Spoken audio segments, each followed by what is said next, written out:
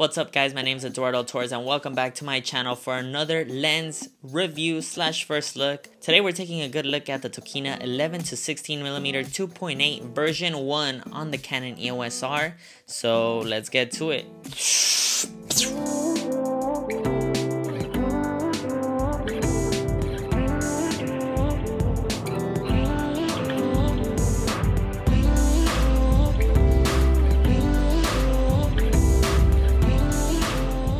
So, the Tokina 11-16mm 2.8 is a very popular lens, especially for those that have an APS-C camera. So, what am I doing with it on the Canon EOSR that's a full frame? Well, two things. I wanted to check it out because it's a 2.8 lens and there is a crop mode in the EOSR.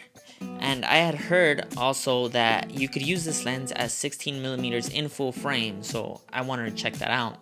So the first thing I want to start off with is performance. Performance-wise, it was great on the EOSR. I did notice that in the performance, there is audible noise from the focus motor, especially for video, for photo as well. But I mainly tried this out as a video lens, and the noise is there. It's like a little bzz, bzz, bzz, bzz. It's louder than the STM motors. So that is something to look out for. It does happen when vlogging, so if you have the mic on top of your camera, you will hear it. I do have a vlogging test, which I'll show you now. So today I am vlogging on the Tokina 11-16mm out here in LA. There's nothing of LA that you could see, but right now we'll get to the skyline. But for now we stopped by the Arts District, so this is on the 11-16mm. Tokina 2.8, it's at 2.8. I have it on auto ISO. I'm shooting neutral on my Canon EOSR. I do have the Rode micro on it. That's at 16, and then that's wide. I'm rolling with my homie Chewy. What's up, guys? Oh. We're gonna test out the autofocus of this lens and just see how it performs.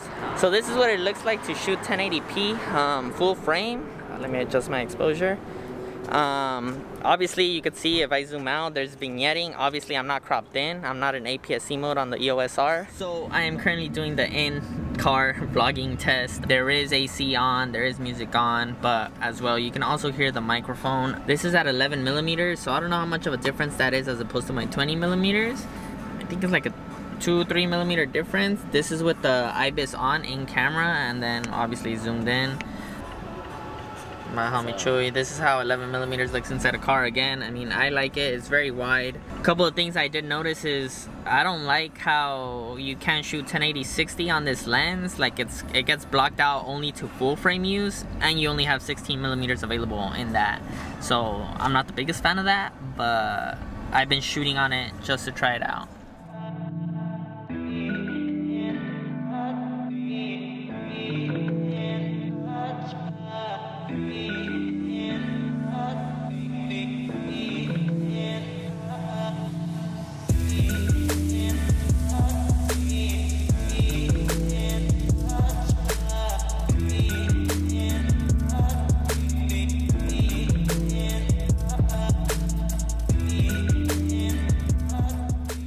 But performance-wise, it did great. The eye autofocus works. Now for photos, as 16mm, you could definitely use it in full frame, but your corners get soft very fast. That's right off the bat. You'll notice that if you're using it in full frame. And you can only use it in full frame at 16mm. Anytime you start zooming out towards the 11mm mark, you will notice heavy vignetting, but it works for photos. If you just crop in a little bit to avoid those corners, it suffices, at least for Instagram. Obviously, you don't want to be printing these photos largely because you'll notice it heavily. So that is one thing I did notice in terms of performance. But autofocus was quick, even in APS-C mode.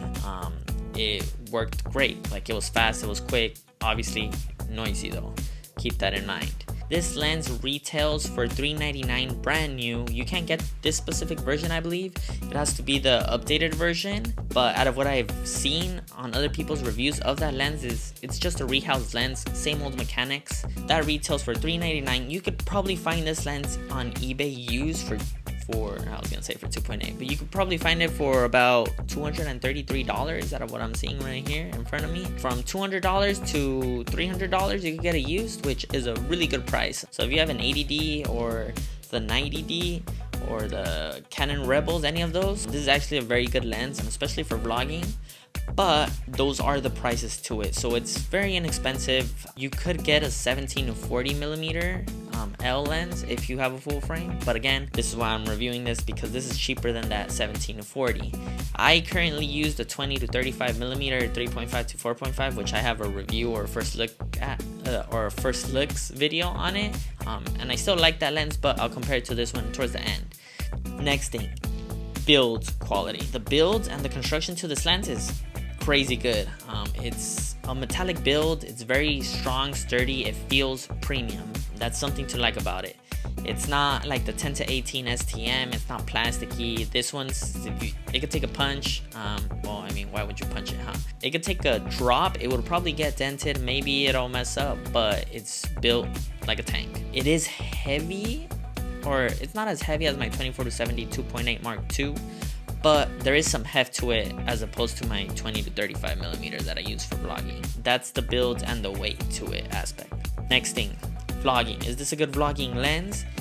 Yes, but for the EOSR, I think there's better options. I think you're better off with another lens like the ones I mentioned, either the 20 to 35 that I recommended that you could get for cheap. That one's a great beginner one. I would definitely pick that up for a full frame. The 17 to 40mm, you could get those for like $400, $500 retail if you don't want to spend money on the 16 to 35mm f4, which is a badass lens. My friend has it, kicks ass. Definitely would recommend that one as well. But this one for vlogging, I mean, if you had an APS-C camera, totally recommend it, because at 2.8, it lets in a lot of light and you get those blurry backgrounds. But for this case that I tried it out, I wasn't too impressed with it, because again, you have to be in APS-C mode. To touch up real quick, can you use this lens at 1080 60p? No and yes. You could use it in full frame at 16mm, but you can't use that APS-C mode and use it, which is a bummer in a way, because say you're vlogging at 24 frames per second and you want to switch to 60 to get slow-mo, you could only use it at 16mm. It works, but then that makes the whole lens obsolete. Like, you want to be zooming in and out, you want that versatility on this lens. So I was very bummed about it. There is no way to switch it. I've seen that the 11 to 20mm doesn't have this. It doesn't have this problem. You could use it in APS-C mode at 60 FPS and in full frame, like from 16 to 20mm, I believe. So that is a bummer. So my final thoughts on this lens, I wouldn't recommend it unless you have an APS-C camera. If you're gonna have a double setup, like of having say a 70D, 80D, and then your EOSR, then it's still a good lens because you could use it on your APS-C. But if you want it solely for the EOSR, like those were my intentions because of the 2.8, I think you're better off with the first lens that I recommended, the 20 to 35. That's just a budget friendly lens for literally $150. So I would definitely recommend that lens over this lens. But yeah, those are my thoughts on the Tokina 11-16mm 2.8 version 1. Let me know what you guys think. Like, comment, subscribe. As always, I'll see you guys in the next video. I hope you guys enjoyed this quick video or quick summary of my thoughts on the Tokina on the EOSR. So without a doubt, stay tuned and I'll catch you guys next time.